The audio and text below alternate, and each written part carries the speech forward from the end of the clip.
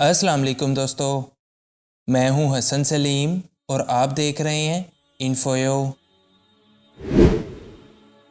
قیامت کے روز حضرت اسرافیل علیہ السلام سور پھونکیں گے اور حضرت عزرائیل علیہ السلام یعنی ملک الموت لوگوں کی روحیں قبض کریں گے۔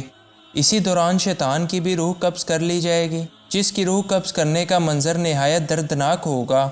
حضرت اسرافیل علیہ السلام 6 ماہ تک مسلسل سور پھونکیں گے، جس کے دوران دنیا کی ہر چیز ریزہ ریزہ ہو جائے گی، آسمان اور ستاروں کا نام و نشان مٹ جائے گا، تمام انسان ہلاک ہو جائیں گے، فرشتے بھی مر جائیں گے۔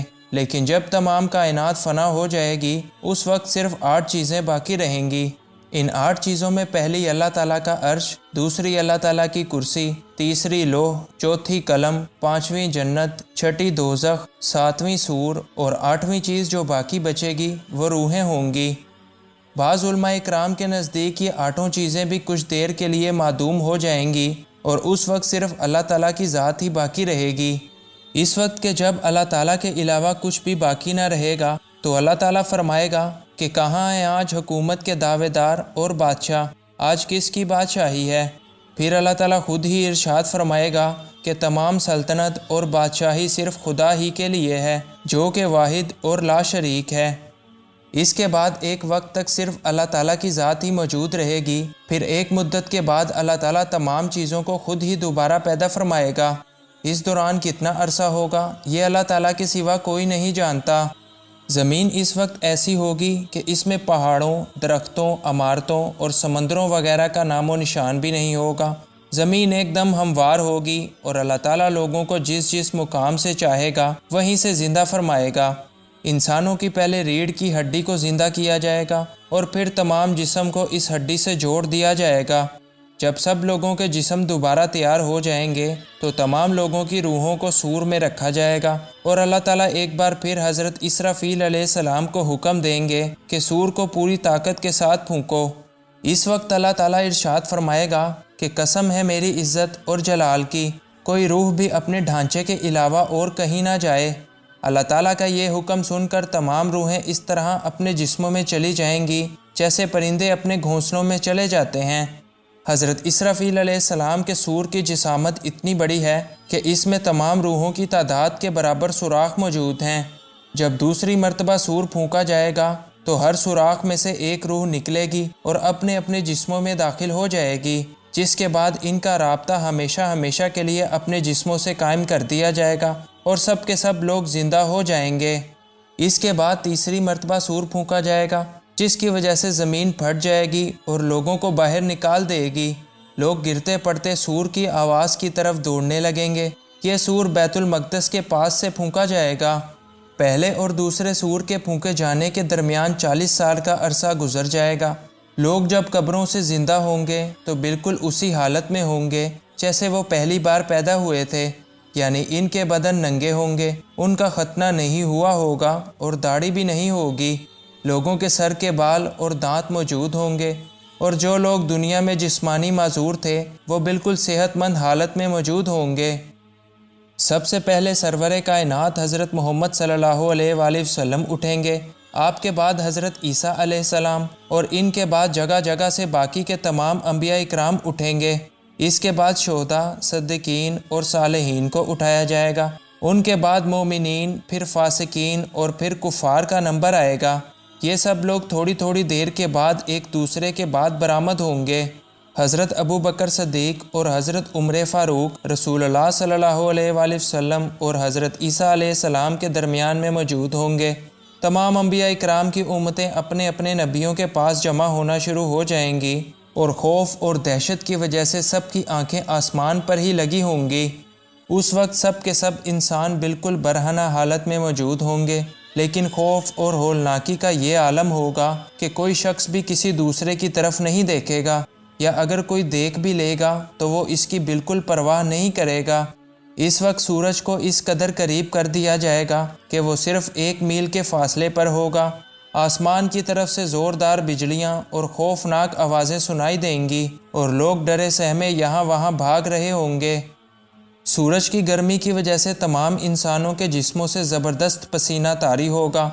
پیغمبروں اور نیک لوگوں کے تو صرف تلوے ہی تر ہوں گے، لیکن باقی کے تمام مومنوں کی پنڈلیاں، ٹخنے اور گھٹنے ان کے پسینوں میں ڈوب جائیں گے۔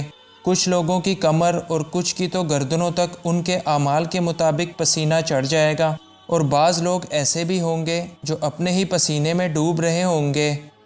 شدید بھوک اور پیاس کی وجہ سے لوگ مٹی کھانے لگیں گے، اور پیاس بجھانے کے لیے لوگ حوض کوثر کی طرف تیزی سے بھاگیں گے۔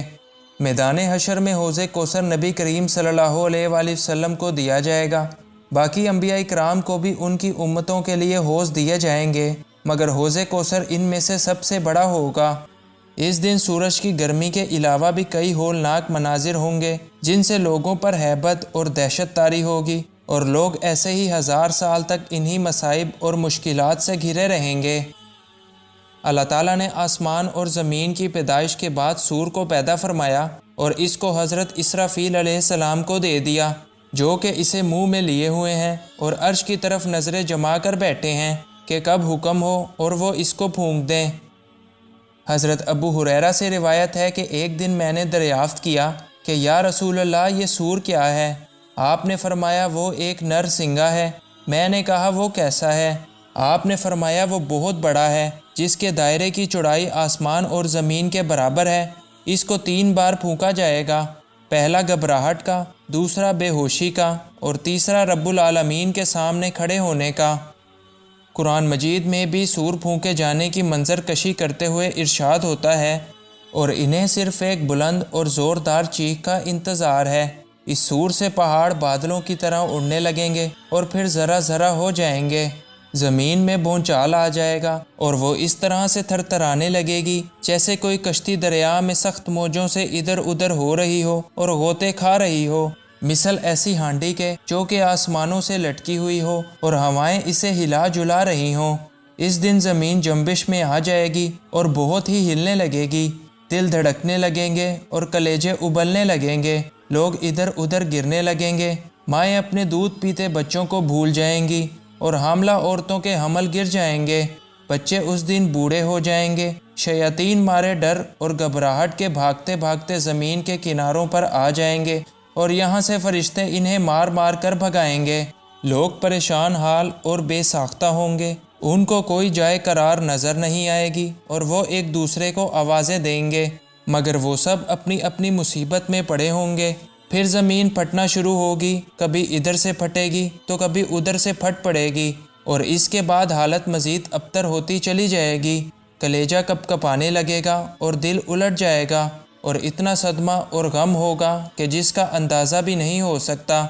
پھر لوگ آسمان کی طرف نظریں اٹھائیں گے اور وہ دیکھیں گے کہ آسمان بھی گھل رہا ہے اور وہ بھی پھٹ رہا ہے، ستارے جھڑ رہے ہیں اور سورج اور چاند بے نور ہو چکے ہیں۔ ان تمام حالات کے بعد آسمان سے ہولناک دھماکہ ہوگا، جس کے بعد لوگ بے حد ڈر جائیں گے۔ اس کے بعد آسمان سے فرشتے اترنا شروع ہوں گے، اور پھر آخر میں اللہ تعالیٰ کا فرشتوں کے ساتھ نزول ہوگا، اور اس کے بعد حساب کتاب کا عمل شروع کیا جائے گا۔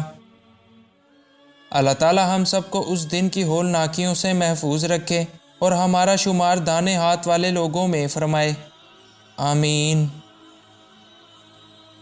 مجھے امید ہے کہ آج کی یہ ویڈیو آپ کے لیے انفارمیٹیو رہی ہوگی اور آپ کو اس ویڈیو سے کچھ نیا جاننے کو ملا ہوگا۔ اگر آپ کو یہ ویڈیو پسند آئی تو اس کو لائک کیجئے، اور اس طرح کی مزید ویڈیوز کے لیے اس چینل کو سبسکرائب کیجئے۔ Thanks for watching this video. Allah حافظ۔